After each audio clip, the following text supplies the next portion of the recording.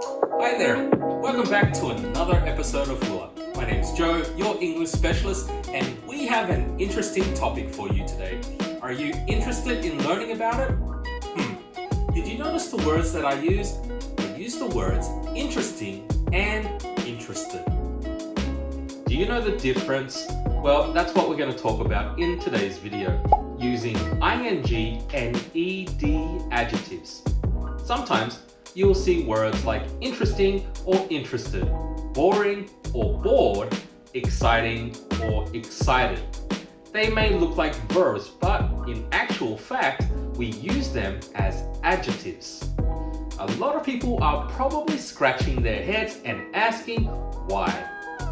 First, we call these participle adjectives. What is it?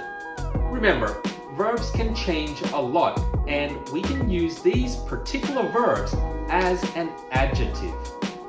We can break down participle adjectives in two ways. One, something that creates that feeling, and two, your own personal feeling. Let's take, for example, the two words we used, interesting, interested. We could say, the book was interesting, or I was interested in the book. In the first sentence, the book creates the feeling with the word interesting. It has that effect on people. In the second sentence, it's all about my feelings. So I changed the word to interested. If we use the same word in a different sentence, we can see the rule is still the same. For example, the movie was interesting. It's creating that feeling. The children were interested in the movie. This is the children's feeling. Let's examine another word like boring and bored.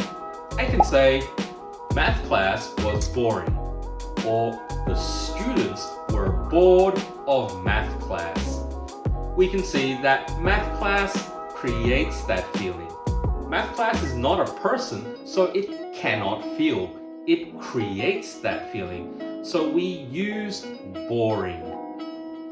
In the second sentence, the students have feelings. This is their opinion about mathematics. So we use the word bored. Be careful here. A lot of English learners will say, I am boring. But if you're feeling that way, you should say, I'm bored. That's how you feel. Don't forget, ING, participle adjectives, create that feeling. ED is how you feel. Now, here are a few words that you can check out that use this rule. Exciting, excited. Confusing, confused. Embarrassing, embarrassed. Frustrating, frustrated. Relaxing, relaxed. Shocking, shocked. Surprising, surprised. Tiring, tired. Awesome stuff. Make sure you remember these rules next time you use these words. Let's see if you understand. Here's my question. Tanya was walking down the street and fell over. Was she embarrassed or embarrassing?